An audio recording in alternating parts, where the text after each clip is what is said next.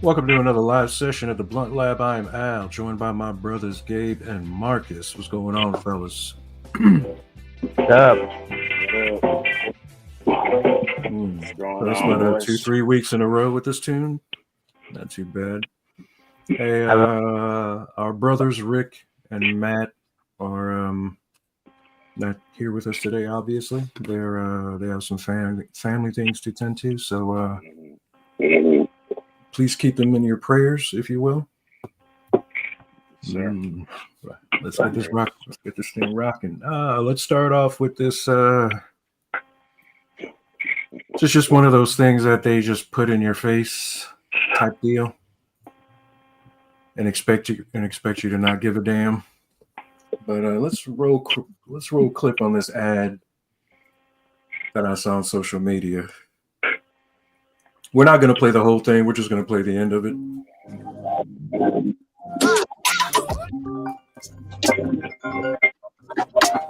This is KFC.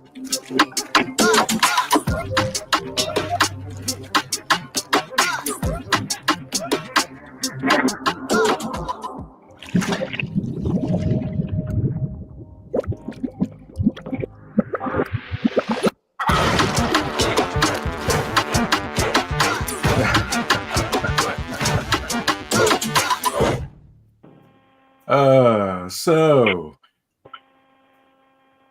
are we eating human meat or not?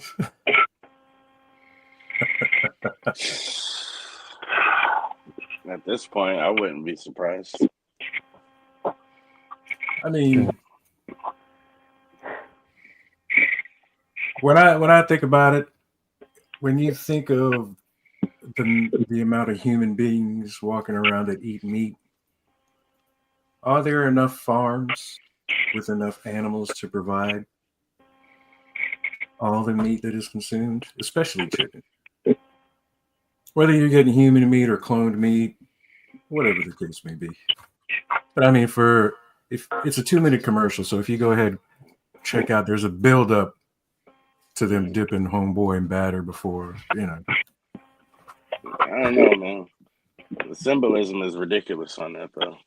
Absolutely. That's all I can think. Like, when did cannibalism become a cool thing? Like, when was that something we just nilly-willy dipping people in the grease? I'm assuming that water was grease, right? That was grease. Or chicken batter or whatever. Yeah. And turn that to a chicken drumstick. To a chicken tender. That's what's up. I definitely don't want to think about that. No. Just. I mean, KFC might be telling us something. Like, hey, man. They're not the only ones. You know, they're not the only ones. But if you want some good fried chicken, I recommend Jollibee. That's my number one. I still gotta try it, man. They opened the one. Me too, man. They ever like when they first opened, it was so busy. But now, like it's been there about a year, so or maybe 2 years. Never heard of them. Are you serious? Mm-hmm. Oh wow. Do y'all have them up there? Oh yeah, they're all over the place. What is it called? Jollibee. Jollibee. I have to look it up. Yeah, I've never treat yourself, because Popeyes, you know, they allow rats all up in their chicken. Sometimes they end up cooking them, and as you can see, KFC's in the allegedly in the human meat business. That's scary thought. You know, look, man, it niche. Is. It's a niche thing, bro. I guarantee you, there's a sector of people that either will eat human or are opposed to cannibalism. Well, let me say this: human meat is not my first option, but in the event of a zombie apocalypse or society breaking down, and I no longer have access to food, don't do it, Al. But I can still cook something. You know, if you're a human being in my vicinity, you better hope I fucking like you. You're gonna end up on my grill. I'm just saying. I'm diabetic. I need to eat. I got to keep my blood sugar regular. You know what that's from? I'm glad you brought it up, man, because I'm thinking, you know, there's like different zombie lore where it's like it might not affect animals. You know what I mean? Like the disease or whatever it is. So I'm like, you can still fish, you know, you can still go out there and hunt. But if it's to where it's affecting wildlife as well, you know, what is it? What can you do? Here's the thing for me, though. I'm not too familiar with butchering animals. Not to say that I'm familiar with butchering humans. Let's not get that. You know, all I'm saying is I know what part of the human I'm gonna cut and fry up. As far, you know, like fish, maybe not too complicated. I mean, I'm not gonna go kill a cow and like butcher that up.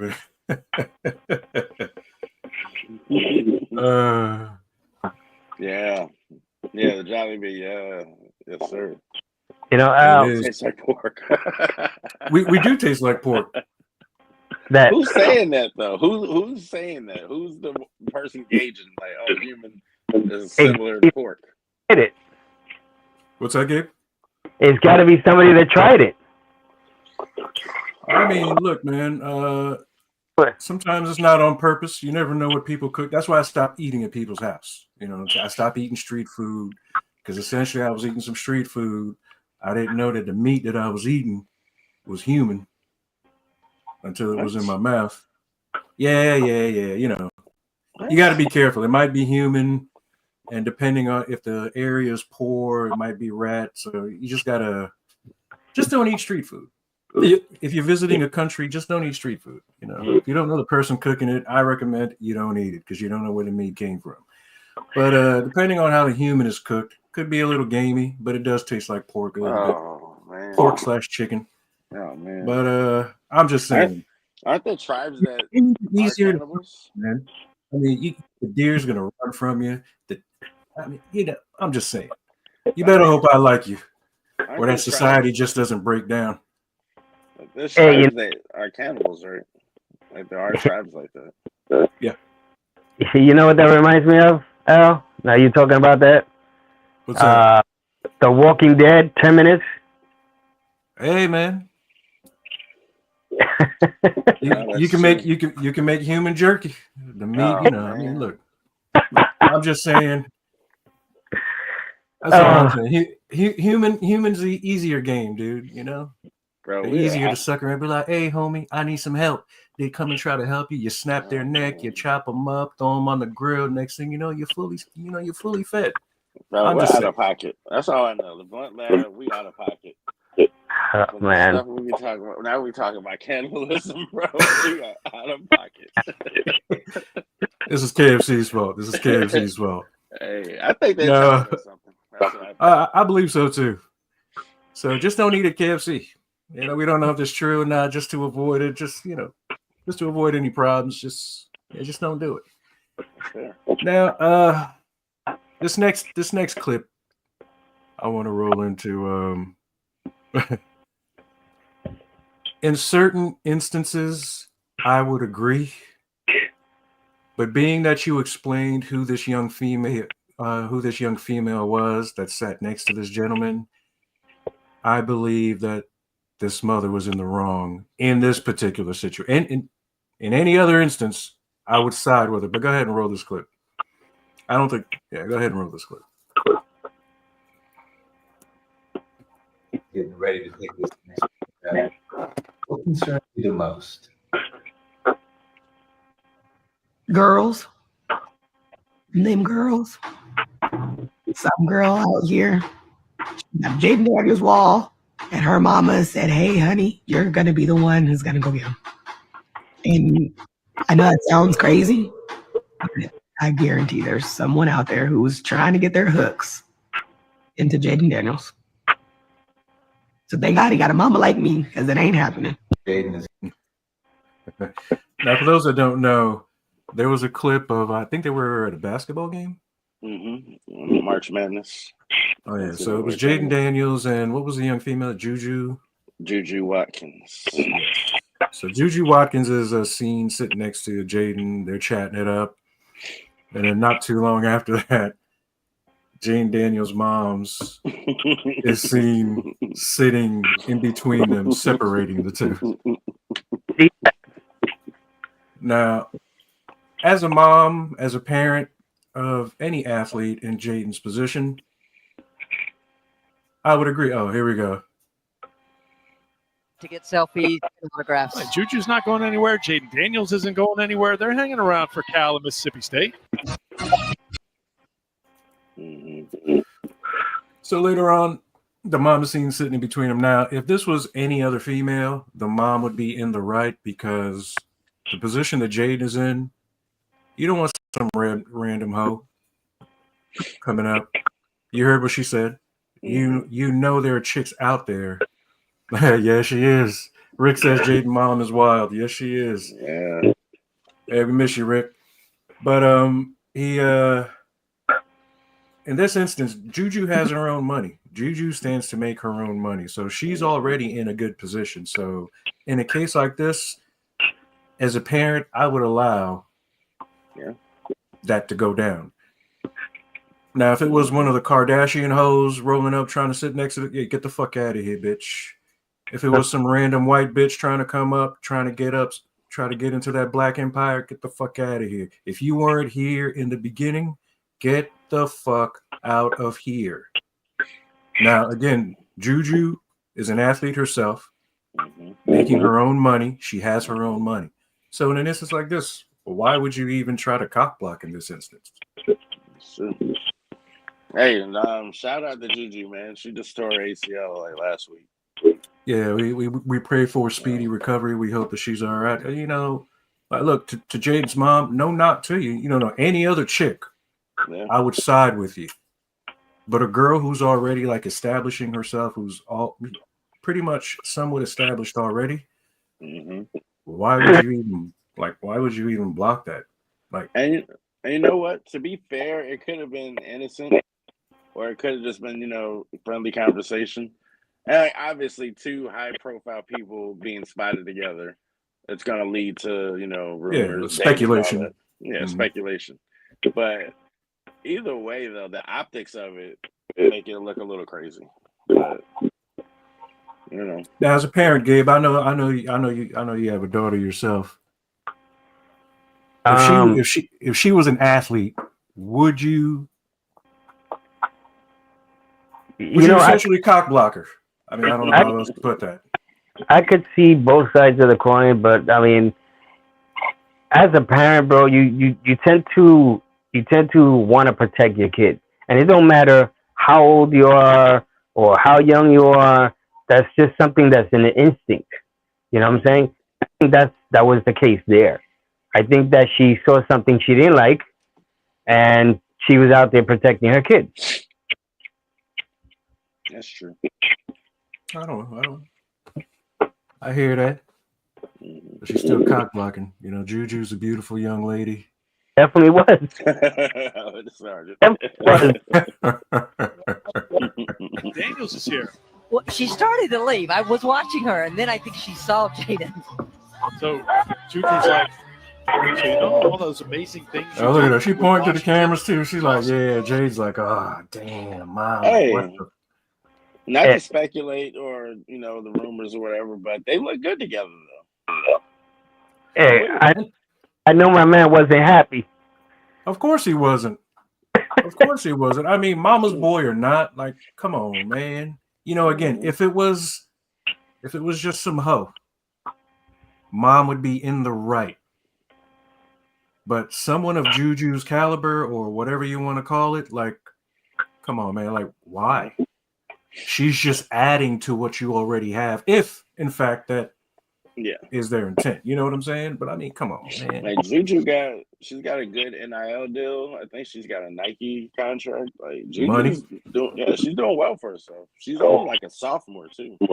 I got you, but maybe she doesn't know that she's established. You know, maybe she, you know, to Mama Bear, maybe she's just thinking like, who is this bitch?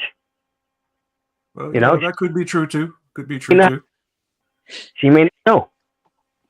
That's true. Now, I like the point you brought up as far as like protecting their kid, because we're going to move on to this because I don't know exactly what was said in this particular situation involving LeBron James and Stephen A. Smith. Now, all I saw was LeBron James approaching him at an NBA game, I guess essentially pulling minus the slap, telling Stephen A. to keep my kid's name out your fucking mouth.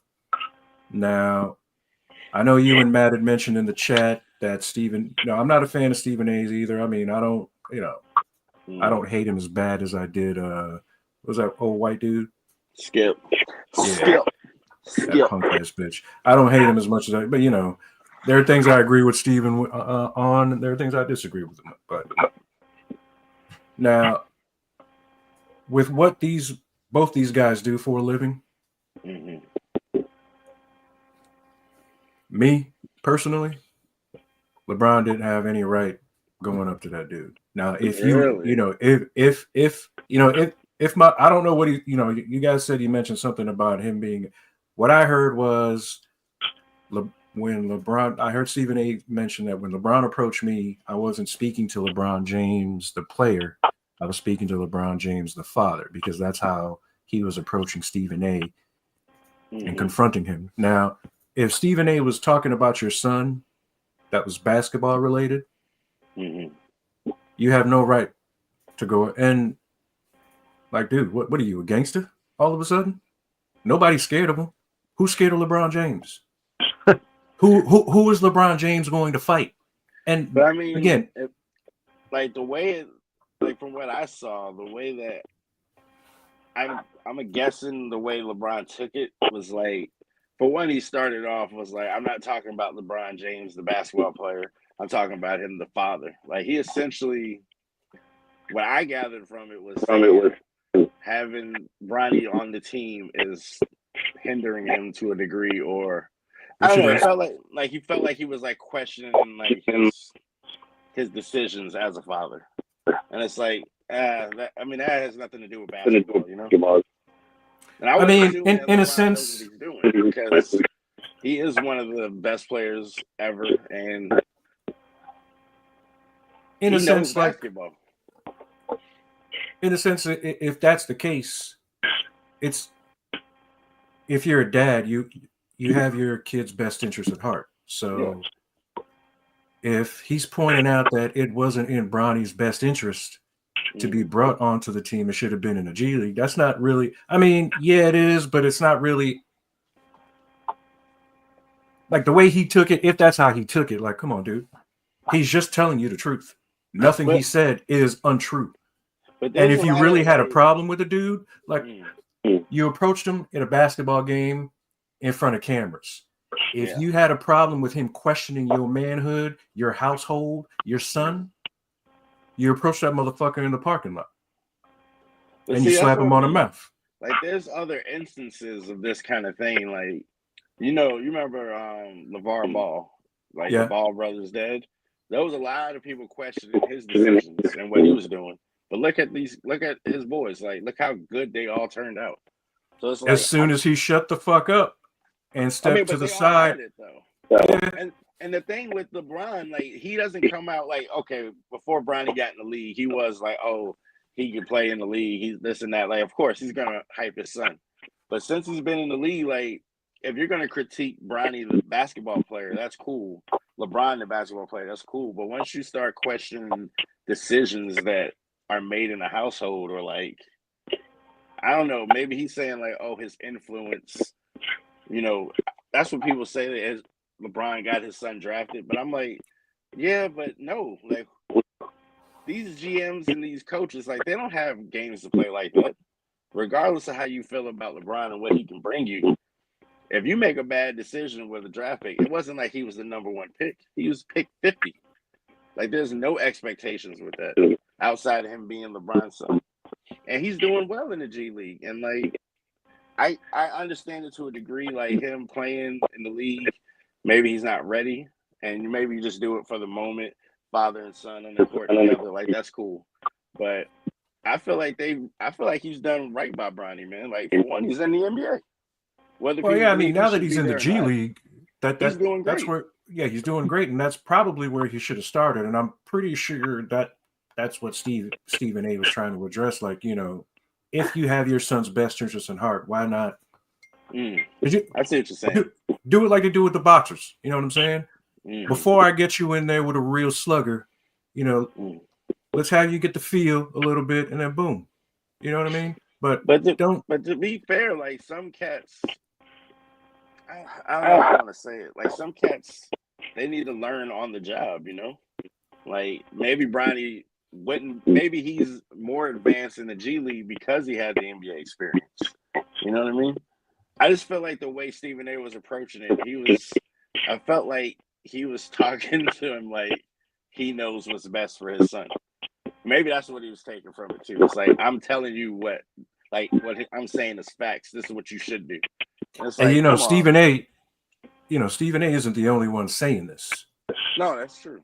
You know what I mean? Stephen A. isn't the only one. And so again, if LeBron had any kind of problem, and if you're really gangster like that, you approach this man in the parking lot, not in front of no cameras, where either some players or a coach or security, as soon as you pick your hands up, is going to break it up. That's the thing. I don't think LeBron was approaching him with no tough guy stuff. I feel like he was just a man to man. Like, hey, man. Yeah, his tone kind of said, "I'm a tough guy," and like, dude, because dude, Stephen A. is an analyst. He is in the media. Yeah. Okay, this is basketball. This is what he does. Yeah. And it's escalating now, bro. Like the pettiness got to another level.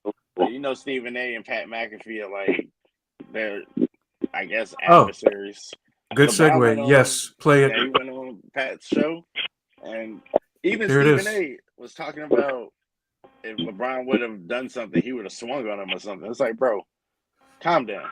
What you gonna do with LeBron if he decides to fight you? Like, that's a wrap, bro. I have that clip you mentioned. Go ahead and roll it. Babe. When you take it and you get personal with it, it's my job to not only protect my damn household, but protect the players. And I think a lot of the media, including him, and I know he's gonna be happy as hell. He's gonna be smiling from ear to ear when he hears me talking about him again. Oh my God, he's gonna get home and grab some ice cream out of the fucking freezer and sit in his chair in his tidy whities on the couch. I hope at some point you two do get a chance. But you're right. Dude, relax, bro. Relax. Seriously, just You know how crazy it is? LeBron don't do interviews like that. He don't do podcasts. So for him to go on Pat McAfee, of all people, who, like I said, Stephen A. and Pat have issues for whatever reason, I'm just like, honestly, the thing with it, and Skip, like you mentioned earlier, that a lot of these analysts are getting real brazen with how they speak. Like, they talk about these players like, for one, they're talking like what they're saying is facts. And for two, it's like, bro, if this is just a regular situation, like with you or Gabe or any of us, and somebody says something you don't want to hear, you're going to check them, whether it gets physical or any of that. But it's like, bro, y'all are not above recourse. Like, you're not above being talked to, because you can say what you want. So I'm going to say what I want. I don't think LeBron went at him with no tough guy stuff. Because, like, for what does that prove? If you beat Stephen A up, what's that? We saw Stephen A's boxing video. We know he ain't got hands. We know he ain't got no hands. So it's like, come on, man. What are you beating up a 60-year-old man? Like, come on. So he was trying to be disrespectful. That's what I'm saying. Like, whether or not Stephen A meant to go that way, or where, like, if he meant for it to be, thought of that way, they always say you can't dictate how someone's gonna be affected by your words. You just have to deal with the recourse of it, the reaction to it. So it's like, if you start questioning this cat as a father, it's like, come on, man. Unless he learned really well. Yeah, unless he did it to get a rise out of him. For ratings. And like, yeah. Stephen A can't say nothing because, like, dude, LeBron approached you on the court and you essentially pulled a Chris Rock and just sat back. Yeah. You can't talk. Don't talk tough after that, because you did and said nothing. And you shook your head. I think that was the point of it. Like, I think LeBron did that at the game because it was public and it wasn't like a physical kind of tough guy thing. Like the optics of it, for one, everybody's talking about it. So, And LeBron know he don't have hands, so no, I don't. That's what I'm saying, bro. None of these NBA dudes want to fight. Like none of these guys ain't about that life or none of that, and that's fine because they grown ass men. They shouldn't be having that. But to see him go on Pat's show and like do a whole interview podcast like that was another level right there. Because he's got an open invite to First Take if he ever felt like being there. And Stephen A. rubs a lot of people the wrong way. He's had issues with. I mean, dude, all the best players. He rubs me the wrong way. You Yeah. know what I'm saying? So, I'm not even. But again, the guy's an analyst. He's a part of the media. There's a certain thing that comes. I mean, unfortunately, like you said, you can say what you want. He can say what he wants. But in his job, that's what they do. That's what they're supposed to do. If he was talking sports related as far as his son, then hey, dog, let what you do on the court, speak louder than whatever you do afterwards. That's what I mean. I think it started out just sports, but then it got to where LeBron perceived it as personal with the fatherhood stuff and questioning his decisions. I'm like, and for me, I'd have been cool like if we'd have heard the story to where it'd be like, hey, we got pictures and video of LeBron rolling up on Stephen A. in the parking lot. Be like, hey, dog, keep my son's name out your fucking mouth. That right there, be like, hey, dog, hey, you said what you said. I'm gonna say what I say. This is how I reacted to what you said. But like doing it on TV in front of cameras, putting on a little show. Like, come on, dude. Nobody wants to see your flopping ass acting tough because we know you ain't tough. So just. But you know what? The thing that gets to me too is what 50th pick in the second round gets this kind of coverage, this kind of attention. Like, why is there so much push on him? Like, for one, he's a 19-year-old kid that I don't know if people forgot almost died last year or the year before. It's like, give this kid a chance to be a kid. Like, he's not his dad, obviously. Okay, why does he have to be? Like, let him just be who he is. So for him to be where he's at after what happened to him is a tremendous feat. Like, thank God. That's the Lord. So I'm like, I don't know. I get weird about it, like with the question of the decisions, the fatherhood things. I'm like, I think LeBron is actually like, whether you like him on the court or not, like, dude has been a solid citizen. 20-something years he's been in the public eye. You don't hear nothing about anything him doing wrong or in the streets until those Diddy tapes come out. No, fair. But especially considering he came from a home that was broken, he didn't have his dad around. I'm like, that's the kind of dad you want. Like, LeVar Ball got all that shit, but it's like, bro, y'all know, I have a baby on the way. When he's getting up to where he's playing sports, bro, I'm going to be number one, standing, absolutely, always. Like, you're supposed to hype your kid up, man. Like, I don't know. I feel like they demonize it or something. It's like, that's weird. Isn't that how you're supposed to be? Absolutely. You're supposed to support your kid no matter what they do. Yeah. And look at that. LeVar Ball, despite his antics, has 3 sons in the NBA?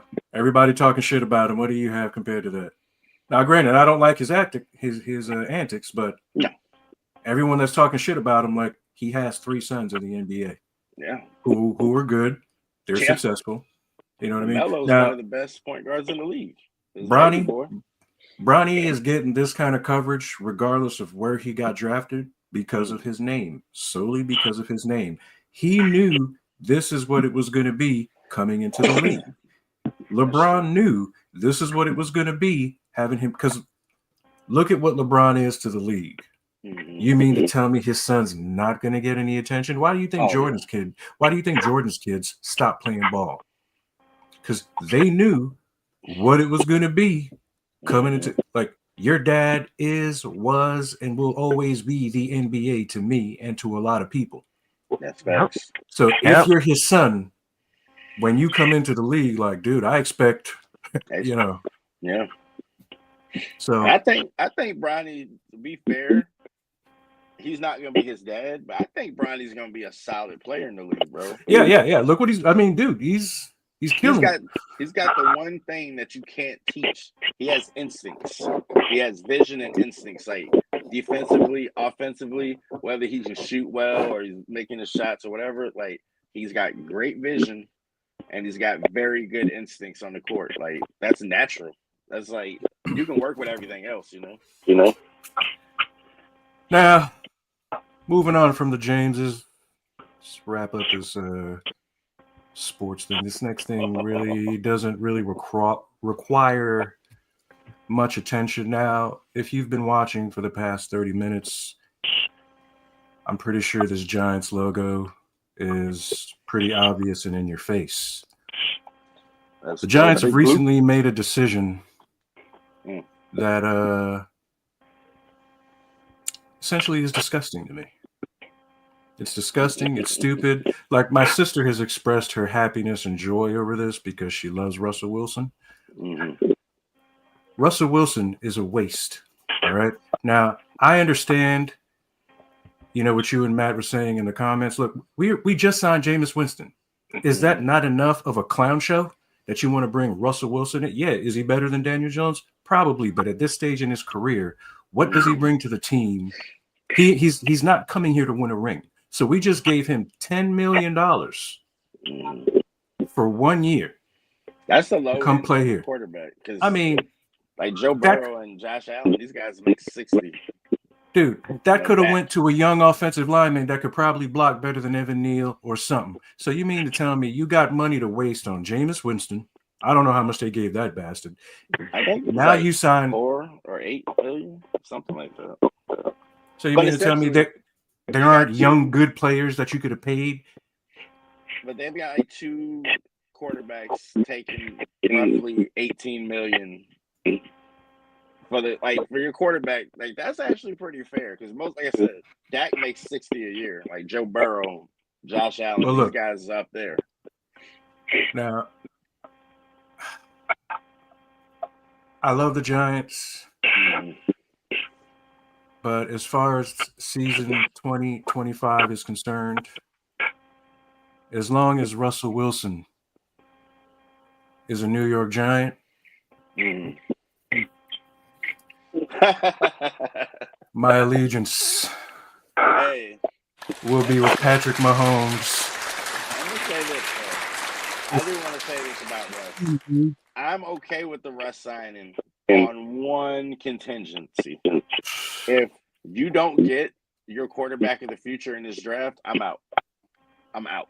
Because it doesn't make sense at that point. I don't mind getting Russ because I look at it like this. I've seen people say, draft the best player and you'll win more games. Yeah, Russ is going to win 5-6 games. Like, he's going to win 3 or 4 more than we did last year. Okay, so we're gonna win our way out of a top pick next year. And you still don't have a quarterback of the future.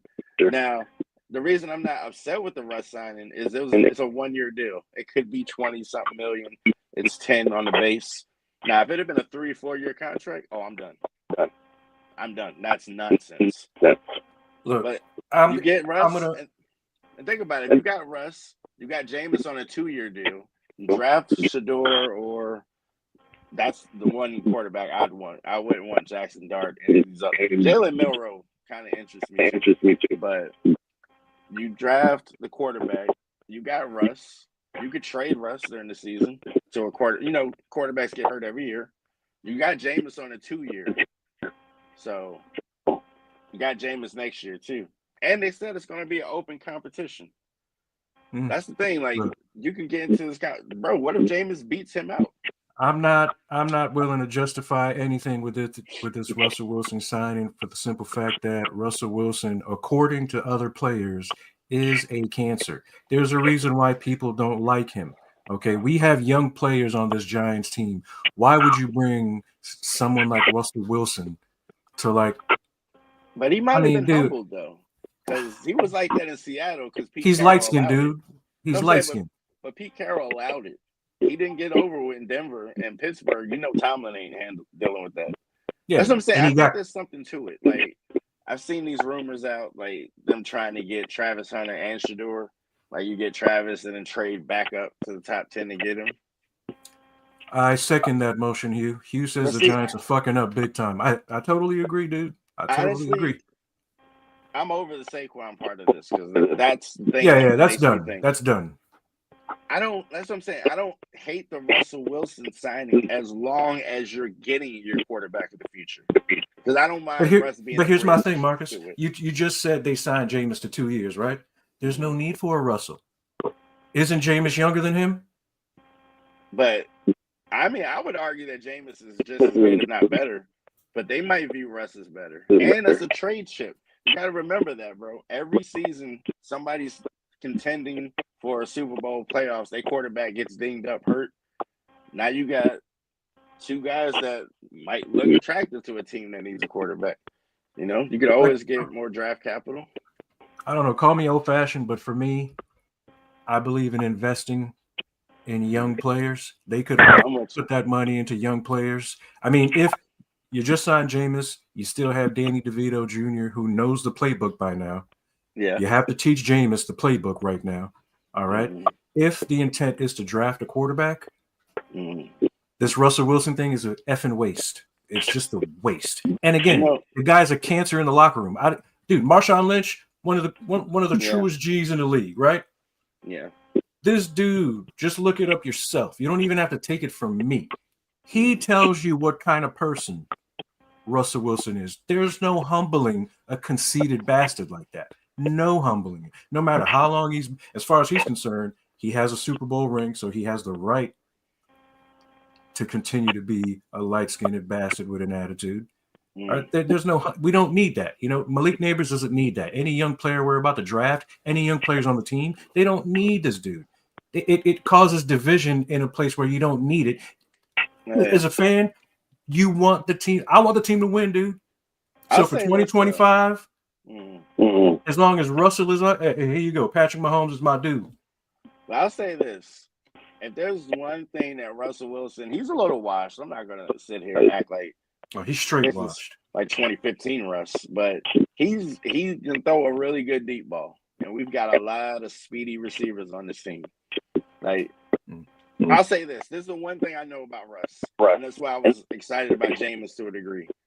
They're not going to be afraid to air that ball out. Like, Daniel Jones got punch drunk after a point to where he was just looking at the line. He wasn't even throwing the ball downfield. Like, these two are going to throw that shit. And not to make it a race thing, but the Giants historically have not been known to have black quarterbacks. We got two of them. That's pretty cool in that sense. You know, you say that. Here's what kills me, though. The two blacks they picked to represent the fact that they're having, I'm just saying, you draft Shador, I'm going to feel a lot better about all of this. Me too. If that happens, me too. Get Shador. And look, I want to be open about this. Despite what happens in the draft, as long as Russell Wilson is on the New York Giants roster, I'm not saying I'm a Chiefs fan. I am a Patrick Mahomes fan. Yeah, I just want that to be clear. That's who I'll be cheering for. I will not be wearing any Giants anything. Okay, I probably won't, unless the Giants are playing the Chiefs. I probably won't even watch. I do want to add one thing, though, brother. Yes, let's move on after that. If this doesn't work out, like I'm saying, you get Shador, and the team, like the season goes off the rails like it did last year, you got to fire the coach and the GM. Yes. Hey, bro, you got Shador on the squad. Go get Prime to be the head coach. Why not? I'm down with that too. He builds programs, bro. Now, with that, let's move on. So, I guess this Snow White thing has been a big thing. Oh, man. Now, apparently Snow White flopped. I think it made, $43 million? Shit.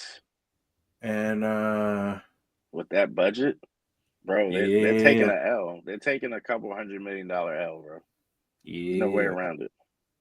Now, I don't know too much about it, but here's what I know as to why this movie didn't do so well. Gal Gadot and Rachel Zegler. Rachel Zegler plays Snow White, and I guess Gal Gadot is the witch. Yeah. Yeah, plus the evil stepmother, whatever. The witch. They didn't. Yeah, They didn't get along.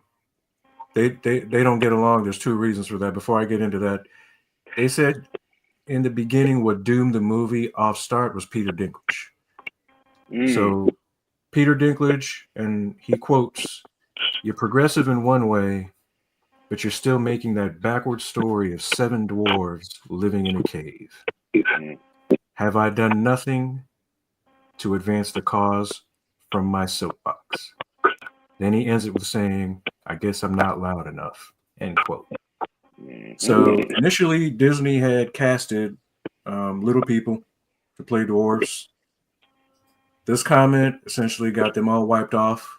I think they kept one little person and went CGI with the rest. I haven't seen the movie, so I'm just going off what the media is saying. Terrible and they CGI'd it up.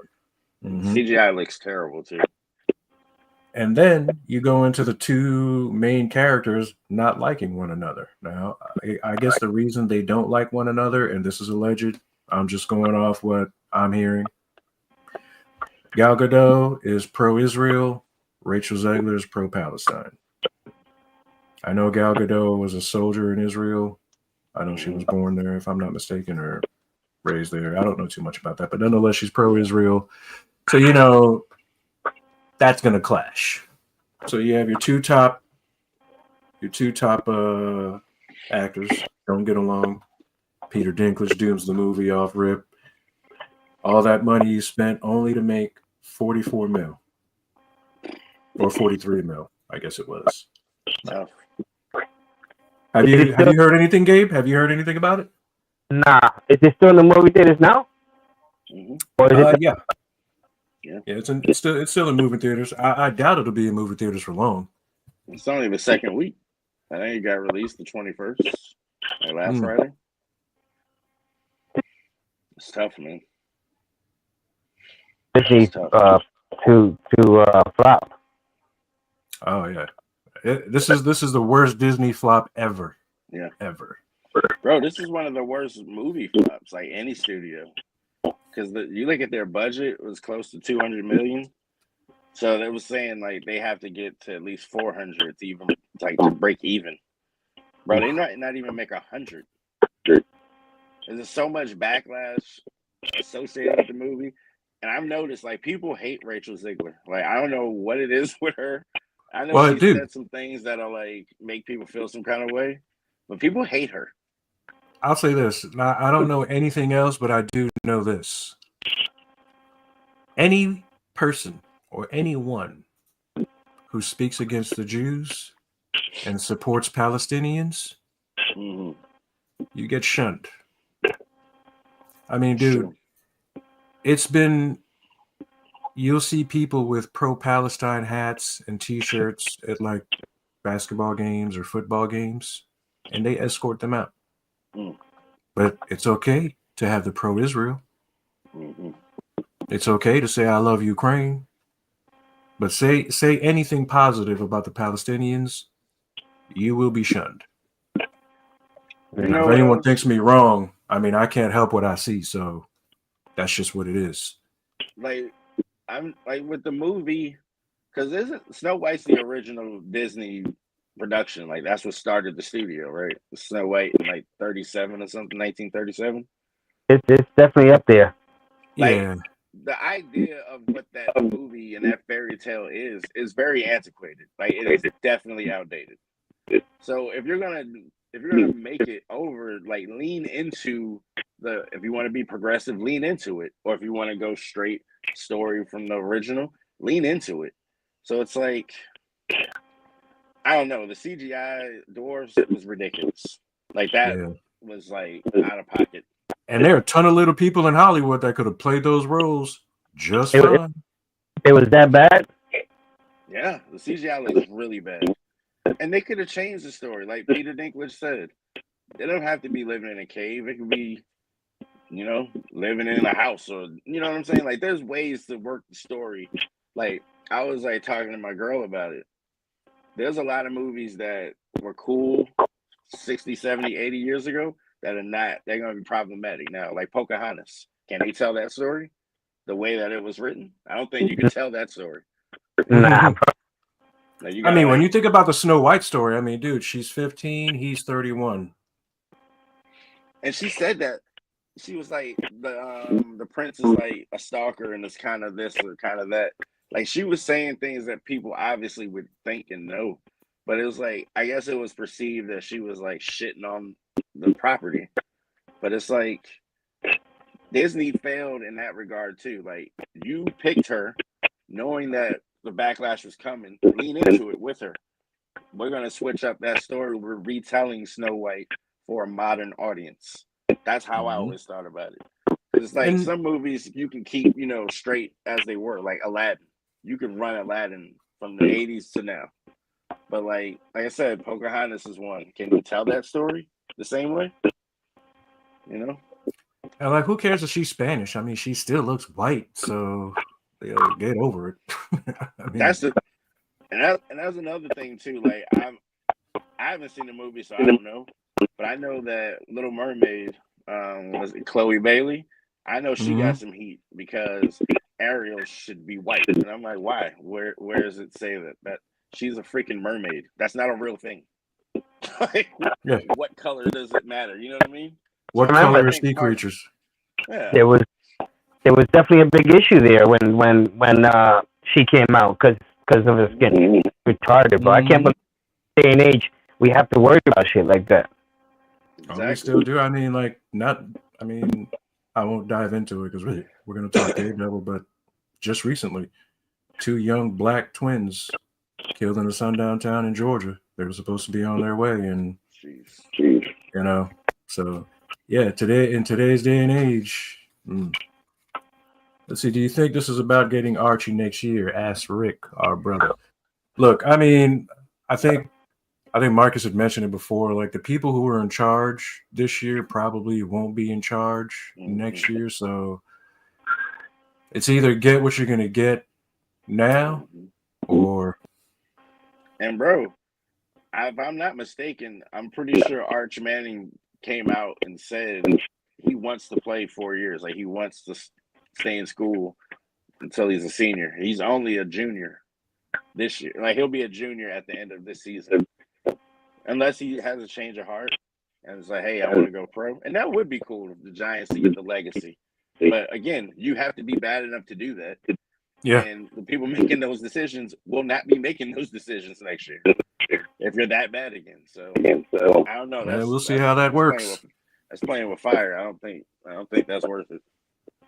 So let's talk Daredevil. So I did not know that it was 2 episodes. I didn't miss anything. They did drop 2 episodes that Tuesday night, right?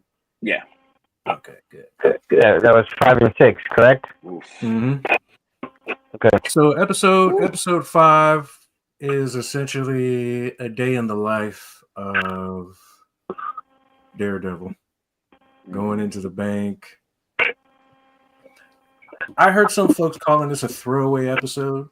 No. But I wouldn't call that a throwaway episode. They're setting up the story. One, they're also tying in Kamala's dad. Yeah, Miss Marvel's father. Yeah. I love that guy too. I love him. He's funny. He makes me laugh. And I don't see it as a throwaway episode. They kept it 30 minutes, so it wasn't too long. Everything. I mean, there was no. It kind of set up this. I don't want to say like redemption, but it set up him getting back to who he really is. Like, you might not want to be Daredevil, but you are though. And like that whole bank situation, I love those Irish guys too. Roberts. I don't know why. I love those guys. They were hilarious. But I'm like, I don't know. It just showed like Matt's abilities, what he's capable of, and the fact that nobody got hurt and he got them all up out of there. Like you said, introducing Kamala's dad, tying Miss Marvel. They're in the same area. I thought it was a great episode. I do want to say though, the one like we reviewed last week that I hadn't seen, but I watched it now. I understand exactly what you were talking about. with Frank and Matt's comment. Yes. Because it was like he was asking him permission to do what's necessary. Mm-hmm. It's like, I kind of feel like at this point, yeah, I think that's what you have. I think you have to go to that level because we'll get. And you see his approach as to where, Yeah. where I said I could see you and I having that same conversation and me having to put it that same way just to like, dude, I need you to stop being nice, bro. Yeah. Like shit. I love that he said it. And like, you won't say his name. Say his name. I love that. Because it's like, I understand the trauma with that, but like, come on, man. What did you think of episode 5, Gabe? What were your thoughts? I thought it was well played. I mean, and I didn't think it was filler at all. It really brought to light that I think he realized there that he can't stop being who he's supposed to be. With what happened with his best friend, it kind of pushed him down, but he realized that he has to get up, brush his and do the job. Yeah. He's So, necessary. The devil of Hell's Kitchen is necessary. Absolutely. One thing I have to say though, I'm glad that they I can't remember old boy's name right now, the one that plays Punisher. Yes, Shane. He is the best Punisher by far. Yes. I mean, he plays it to the T, bro, for real. Like they definitely did their due diligence in picking him as the actor for that. Now, I'll say this though. No one could play that role better than him outside of myself. I'm with you, man. Yeah, don't go Punisher. And you know Punisher. what I'm saying? Like, Punisher. Like how the devil of Hell's Kitchen is a necessary thing. And like him asking Frank for permission to go to that level. Bro, with this serial killer that's out, this music character. No, bro, you got to put him down. So, dude, put him down. right into episode like pimping. Spoiler, I mean, for those, I should have said spoiler alert at first, but you know what it is when you're listening here. Hey,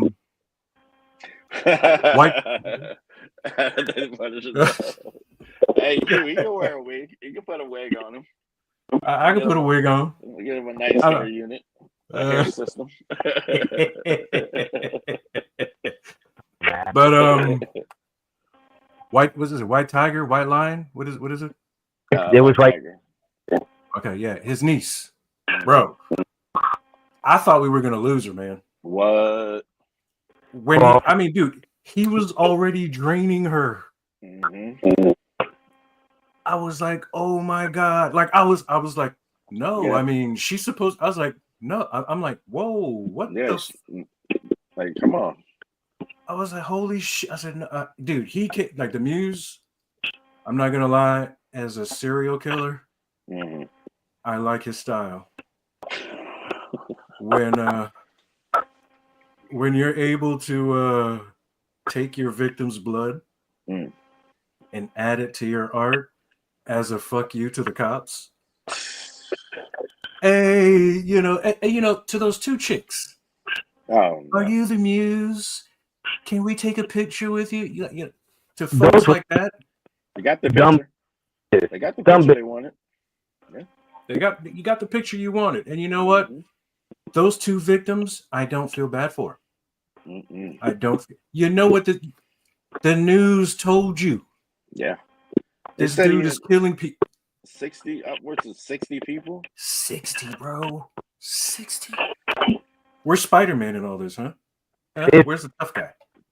Yeah, it's funny that the way he incorporated. Remember, the guy was saying that they can't even wash it away because of all the blood and all that stuff that was on it. Oh man. Yeah, I mean, like, dude. I was like, ooh, I mean, that's a new. I was like, yeah, I got to give him. Yeah. I gotta give him credit. That's Like he's one of those threats. Like yeah. I think the men in black don't want Marcus to speak. Okay, we got him back. He's back. What were you saying, bro? What were you saying? We lost you for a second there. Is Mike off? Yeah, we're live, folks. We are experiencing technical difficulties. I believe the men in black want to silence Marcus. He is a light-skinned militant. They're freezing his camera.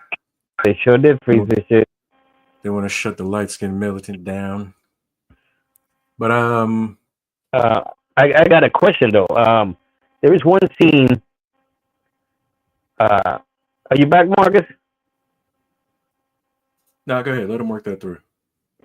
There's one, and you tell me what you think about it. Where Wilson Fisk, the mayor, was putting on his jacket, and they ripped on him. Did you see that? Yeah, he got fat. I mean, yeah, he's gaining weight. I mean, I mean, what do you think? What do you get out of that? I mean, because they didn't have to add that. That tells me essentially that he's getting back to where he was before getting shot in the face and rehabbing. Because that's how they explained him losing all the weight, getting all skinny, becoming a little feeble or what have you. So I would think that fat guy in a little shirt type scene there is let you know that he's getting healthy again. I mean, dude, you saw what he did to the guy that banged his wife. I was, hopefully we'll revisit that when Marcus gets back on. Like you saw what I'm back. My fault, fellas. Okay, he's back. No worries at all. We thought the MIB got you. You're not a clone, are you? You know what? If I was, would I even know? Hey, pull your eyelid down. They're saying the 6 day. But you see what he does to the guy that banged his wife. He hands him an axe. Mm-hmm. So, well, I don't know if you missed it, Marcus, but Gabe asked like our thoughts on like his suit jacket ripping. Like, what's he's putting that size back on. So yeah, that's he's getting healthy. He's getting back to where he used to be, and that's where I led to where you saw what he did to that dude. He was like, I fought all kinds of guys, all kinds of guys. It's like sometimes you just need a tool to help every now and again. He gave this dude an axe. Yeah. Okay, and he proceeded to Ryan Garcia his ass. Yeah, he did. Well, in phenomenal fashion. For real. Like, if I could interject here for a moment, I mean because that scene was going on at the same time that Daredevil was. Yes, it was synced. They synced the. Like, it was phenomenal. It was phenomenal. Yeah. So what I got, both getting back to who they are. Right. I'm sorry, Gabe. Goes. That's what I was getting at. So Matt was getting back to being his Daredevil, and this guy was turning back into Wilson Fisk was turning back into the Kingpin, which is what Skippy. To be. You know what I'm saying? And they were both of them were fighting and going against the grain of not being who they are. Yep. And that last little, I don't know, 10-minute segment of them fighting, that brought out and showed you that that's it.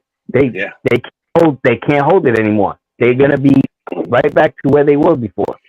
And you see the people that were involved in helping them get that, because the wife has been actively involved as far as Kingpin is concerned, to be like, hey, like, this is not you. Like, what the hell?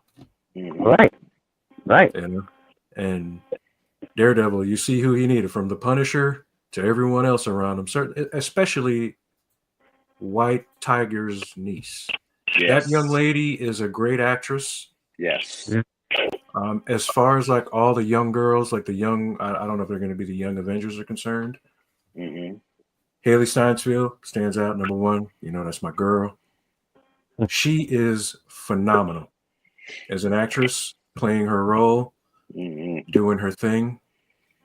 I love what she's doing, man.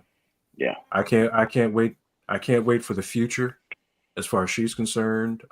Miss Marvel, I've grown to like. I love how they played her out with her show. We all know I love Haley Steinfeld. You know what I mean? Check out the show, Hawkeye, Disney. Oh, Wanda's kids as well. From, Yeah. WandaVision. And like Mhm. Vision's getting a show going forward with the other son. Is it Billy? Tommy. Well, Billy's been introduced, so it'll be the new Tommy. Like, yeah, they're gonna do a Young Avengers, man. Ant-Man's daughter was Spectre or whatever the hell. And like, dude, like for those not watching, this is Daredevil on Disney Plus once again. I mean, we're 6 episodes in. I think we're getting 18. I think Are we supposed to get 8? We're supposed to get it. Oh, it We're was supposed to get 8. I think it was 18. It gets like 4.5 blunts out of 5 blunts for me. As far some people have been complaining. I mean, I usually wait till the end to give it a rating, but I'm just, like the way I was enjoying Shogun is the way I'm enjoying this. This is a phenomenal show. I recommend it highly. Definitely check it out. I didn't know if you guys wanted to touch base on anything else. Oh, there's one thing I wanted to add. Like Gabe, how you said that Frank, the actor playing him, was born for that. That's how I feel about Matt as Daredevil. Like he is the Daredevil. Like I don't know, I get lost in the character like that. That's who he is. You know what I mean? It's kind of like his Punisher. Hugh comments that my girl's not included in Adventures Doomsday. I saw that. My wife was asking me about it. I don't know why she's not included, but it does disappoint me. I hope they don't write her out. I have a theory about that. I think she'll be there. I think all those people that were cast is like a lot of the old X-Men and the older series. I think they're all gonna die in this movie. Like, I think Dr. Doom is gonna kill a bunch of Avengers and X-Men. I would not be surprised. Yeah. He can truthfully, because it's gonna be like the crossing over of different realities. So the multiverse. Yeah, they could do that. Now, with Daredevil, the chick who plays his wife, I don't know if you remember this, Marcus, but she also is a character on a show that we're going to be reviewing next month. She was Joe and Love's therapist. Oh. Yeah, buddy. Okay. Yeah. Yes, sir. Yes, sir. One other thing I wanted to add is like what we were saying the last 10 minutes with the fight, like how synced up it was. Like Daredevil went for Fist went for the headbutt, and it showed Daredevil connecting it. It was like their moves, everything they were doing was like in sync. It was like I don't know, like it was a phenomenal sequence. Like it was definitely checking out. Had me by my feet, bro. Oh, absolutely, absolutely. Hey Hugh, we want to thank you for chiming in. Rick, we miss you. We want to thank you for chiming in as well. Again, that's Daredevil on Disney. Now, before we go, I just wanted to tease next week's episode. Just a couple of topics we're probably going to discuss. Well, we're going to discuss next week. I wanted to ask you guys. I kind of want to bring the inquiring minds back. So I had 2 things that I wanted to bring back. Now, I guess you can put these in the land of make-believe, if you will. So the first one is this. Floyd Mayweather, we all know I'm not a fan. Okay. But to those who think that he's so great, in your opinion, and you guys as well, how do you think he would have fared against the 4 horsemen? And those 4 horsemen are Sugar Ray Leonard, Tommy Hearns, Hagler, and Duran. Would his name be as big as it is today, having to compete against those guys? 1. Would he have beaten any of those guys? I won't give my opinions now. If you guys have thoughts and opinions on that, wait till next week. So tune in next week for that. And then the second question, in the land of make-believe, because I'm rewatching Vampire Diaries. If you had the choice, what would you choose to be? Vampire, werewolf, or witch? So tune in for that. We might have some other stuff too for that. Now, before we go, I wanted to play one last clip for y'all. When I want you guys to know we'll play this whole movie once we reach 10,000 subscribers. I know Rick is shouting 5,000, but I've jacked it up to 10,000. I'm being greedy. We all know. 10,000 subscribers. Right in the middle. Maybe I might negotiate. You know what I mean? We're close to 200 right now. We need 18 more subscribers to get to 200, so we need help with that. But I hope it's what I think it is. When we get to said amount, we will put this movie out on YouTube, and I think I have a person I want to talk to so we can either remake or make a legitimate sequel to this movie. Hopefully. So, hey, go ahead, babe. Roll tape. Don't tell me. Yeah. Oh, look at young Gabe with the goatee. See why you got to talk shit, Gabe? You know what I'm saying? I thought we were buds. Oh, okay. You can cut now, babe. Look how big I was. Look how fat I was in that jacket. I don't even think that was my jacket. Oh, that's how you're gonna do. That's how you're gonna do.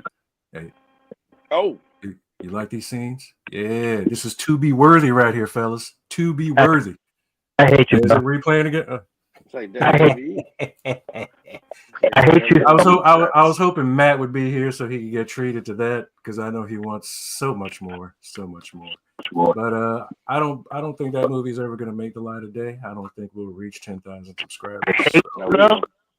I hate you, bro, so much right now. Look at that, man. We just got to keep at it. Yeah, that's to be worthy right there. That's to be worthy. So thank you, folks. Thank you for listening, joining. Please remember, if you're listening, hit that like button. That helps us out tremendously. Signing off, I am Al, joined by my brothers Gabe and Marcus. Much love to Rick and Matt, guys. Yeah. Later. Prayers.